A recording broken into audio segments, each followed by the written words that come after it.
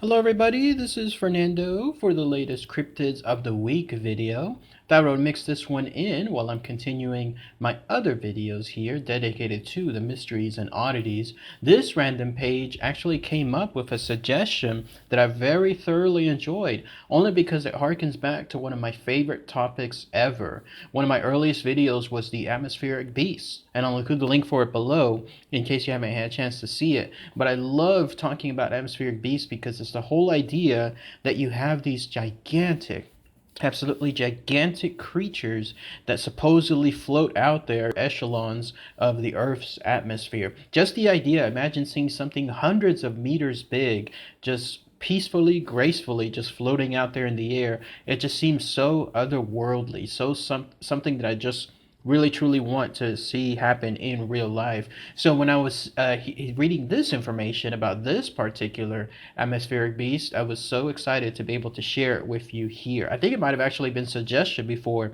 in the past, and it has to do with this. It's just one of the noted examples of atmospheric beasts, in this case the jellyfish anomaly of Petrosavodsk. So I hope I'm saying that correctly. But again, it's a little rough sometimes to say that particular city. So let's go ahead and let's talk about this infamous tale that happened just once there a couple of decades back. So what was this jellyfish anomaly of Petrosavodsk?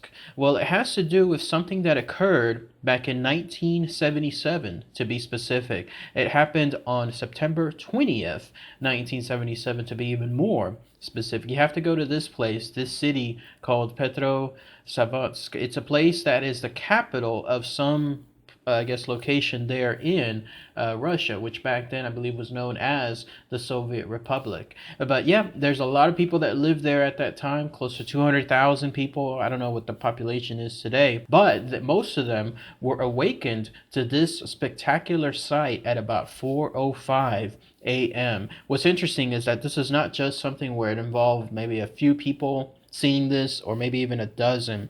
No, we're talking about thousands of people that saw this, and in some cases they weren't even there originally to see its arrival. Rather, instead, this thing almost woke them, and then they were able to see afterward, and there's clear evidence of its existence after the fact too, which I'll talk about more later on. But yes, here's what occurred at about 4:05 a.m. Throughout the dark clouds there over the city, there was this light, this star-like light that started to descend in what was called a spiral trajectory. So imagine that. Imagine something very large creating an ominous glow, and you see it coming in the far distance. You just can't tell what it is, but clearly it's nothing like you would have seen before. And then when it made its appearance, it absolutely just spellbounded everyone that was surrounding it. Here's in fact how it's been described. In most common situations, the reason why it's called a jellyfish is because it looks pretty much like a flying jellyfish. Not, of course, that it was one specifically, but that's the closest animal to compare it to. So this thing, whatever it was measured roughly, at least to be about 300 feet in diameter. So that's at least its width. Nothing in terms of, I think, about its length, but considering like the picture you're looking at here, this is something that is absolutely gigantic, like clearing so much of the sky within the horizon as well. And so whatever this thing was, as large as it was silently moving, at least for a little bit, throughout the clouds. And then finally, when it made its appearance, it was described as looking as a ball of fire. In fact, it made like this reddish orange glow as it was descending towards the city itself. It was making a very specific trajectory towards the city, so much so that eventually it stopped moving and it hovered directly across the town. So any notion that this was maybe just some casual thing that has no, I guess, intelligence was pretty much ruled out whenever it decided to stop and then hover right directly across the town. But the most interesting thing happened to be these points of light that started to twinkle down from its diameter, or I guess its main oval part, its main elliptical part. These things, whatever they were hundreds of them, hundreds of points of light that again look like the tail end of a jellyfish. There they were, just twinkling down, they were pulsating, and they in turn started to create this beam of light. First, a very strong beam of light that went down all the way to the bottom, I guess towards the ground, and then a second, lesser beam of light that also went down afterward. What happened next, though, caught everyone completely by surprise, because whatever these things were that were creating this jellyfish-like trail, all of a sudden they started shooting these hundreds and then thousands of these thin rays of light. They were described as being thin arrows. I could almost imagine when I was reading this, like whenever you have a welder that is using their machine and you see those sparks coming across, the way that they arch over and then eventually disappear after the heat, I guess, wears off. I could imagine something like this, like these thin arrows just showering upon the people. Before that time period, people were just watching in awe. I mean, I would imagine completely that people would be doing that even to this day. Like, imagine if something like this would be coming across any major city. People would stare. People would go out of their cars, go out of their apartments, wherever their offices are, and then they would look upwards and just stare. But then when they saw these thin rays of light like being showered upon them, their natural inclination was, oh my goodness, this is almost like an attack. And so there was a panic that broke out within the people. They were throwing themselves to the ground, trying to find shelter. Even at that time, being 1977, apparently there were some that thought this was an American attack. Remember, this was during a time of the Cold War, so people thought that this was something, some other type of weapon that was being used, and those little sparks in turn were the end result of that weapon. But luckily, of course, nothing bad happened from that particular rain of shower of stuff, whatever those thin rays of light were. However, the people that were not observing this thing at the time, they in turn were impacted directly. Remember, I was mentioning earlier how there was some set of people who may not have seen its initial encounter, but they were absolutely made aware of it afterward. At that very same time that these thin rays of light showered down, people that were sleeping at that exact moment were suddenly woken up. In fact, later on, they stated, everyone that experienced this, that they were suddenly awakened with a very heavy, unpleasant feeling. Like whatever this thing was that did this shower, it emitted some kind of, I guess, mental attack is the closest word I could say. Not an attack, like 100% attack, but it's the closest thing. Like it was something that just automatically went to everyone surrounding that town, including the people that were sleeping. Some of them even suffered nightmares throughout this encounter, both during that time and then afterward. Others also encountered severe depression, and then others also mentioned that they had this weird sensation, like this strong electrical current was traveling through them while these thousands of thin rays of light were showering upon them. That's at least all on the internal side. On the external, more physical side, these things, whatever they were, these tentacles and then the shower that they created, they in turn actually did physical harm to some of the buildings and a lot of the windows that were surrounding that area wherever this jellyfish anomaly was. So these beams of light, once they hit those locations, they actually drilled very tiny holes within the asphalt and then also within many of the window panes. And in fact, it's been estimated that this is like thousands and thousands of these tiny holes that were just showering down, almost like this thing was creating an extreme heat just very momentarily. And then that's when these tiny holes from these thin arrows of light were hitting these window panes. In fact, some of these window panes were taken as evidence afterward to see and make sure that they could be examined. And what was found was, interestingly enough, there's a very small crystalline object within each of those holes.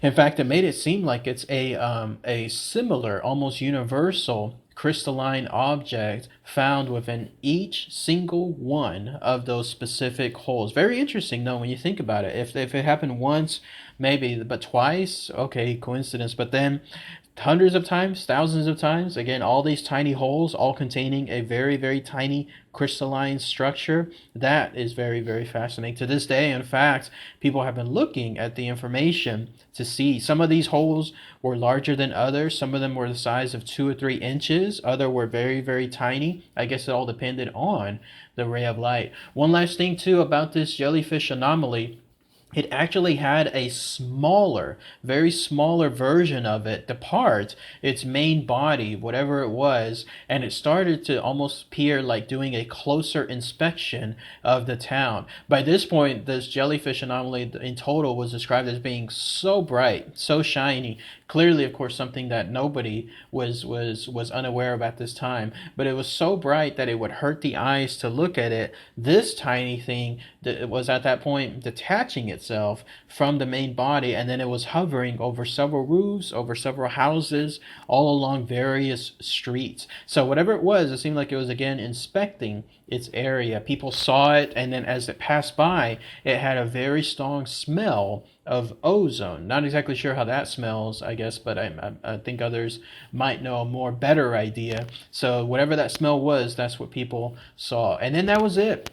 Once that tiny part of the jellyfish anomaly went back up into its quote unquote mothership, then this thing departed back into the clouds. It burned a very gigantic red hole into the clouds themselves and then disappeared outright into it. Nobody, I guess, was able to follow it afterward. Not that it would have been a good idea in the first place to do so. The entire experience lasted from its very first appearance all the way up until it burned itself back into the clouds, about 12 minutes. So if you can believe that, not too long when it comes to its encounter. Although I imagine to the people that were there, you know how time kind of slows down whenever something really, really important happens.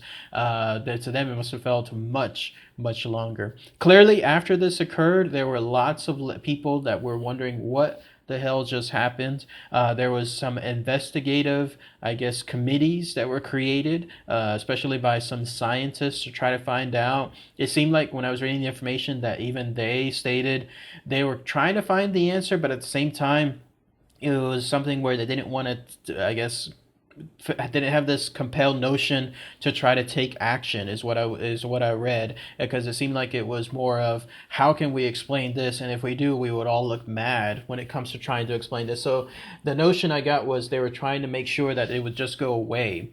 Yes, they'll investigate it, but at the same time, slowly but surely over time people will forget it, and then that was it. So that's the impression I got, at least when it came to that info. And then again, those window panes that I was mentioning earlier, they were taken to several universities, other Academy of Sciences, to try to see if other stuff could try to establish what those things were. But no one can ever find out exactly what those crystalline objects were, those structures, those teeny tiny ones within within those burned holes. There was the theory that this was more man-made stuff, including, of course, something along the lines of a rocket launch that was misinterpreted as this gigantic jellyfish anomaly. Not too many people, though, have stated, that yes, this is it, and they're siding with it, because clearly something like this to stop and hover, and then you have something else attached, and then have two beams of light, and then to have these showers of light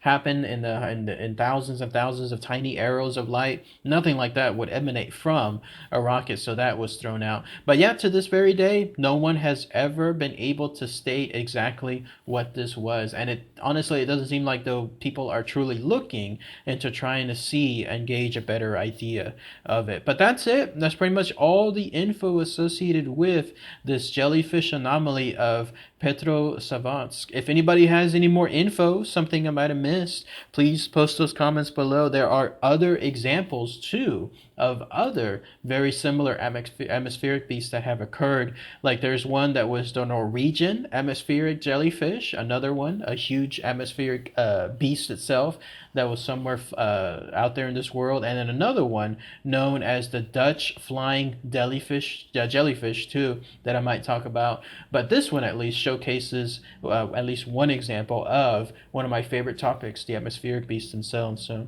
if anybody has any info on a personal side, maybe somebody that had relatives that lived there, during that time period or knows more about that specific encounter, again, please post those comments below. So, all right, everybody. Thanks again as always. Take care.